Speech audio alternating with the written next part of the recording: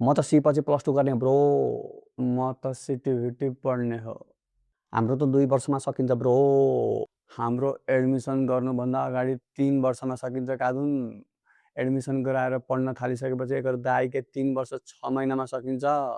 अब ब्याक लाग्यो भने 4 वर्षमा सकिन्छ। अझै झन् लाइसेन्स एक्जाममा ब्याक लाग्यो भने एकर सिटिभिटीके नरो त तेल लगाके झोलमपट्टि जिन्दगी। थ्याड ब्रो। हाम्रो त ब्याक लाग्यो भने पनि 2 वर्ष 6 महिनामा सब क्लियर हुन्छ। टाइममा क्लियर त हामी सिटिभिटी पढ्नेको पनि हुन्छ, तर पिसाब मात्र। अरू त अलुवा लसुन छ। 3 वर्षभित्रमा त म विदेश गएर डलर छाप्छु। महिनाको लाख छाप्छु ब्रो। छाप ब्रो, महिनाको लाख छाप। अब म सिटिभिटी पढेर नेपालमै बसेर महिनाको लार छाप्छु। त्यो भने चाहिँ कति लाख हो ब्रो? हो लाख। लाखबाट 2टा आण निकाल्देऊ, त्यही हो 10,000 प्लस अब 20,000 माइनस। आण भने कति हो ब्रो? रे भडुवा, आइक्यू लेभल कम छ क्या हो?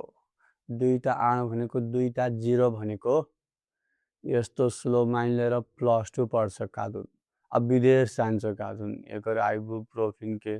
जस्तो स्लो माइन्ड भए पनि +2 लेभलको जुनसुकै कोर्स इङ्ग्लिस मिडियममा पढ्दाखेरि विदेश जान सजिलो हुन्छ के ब्रो।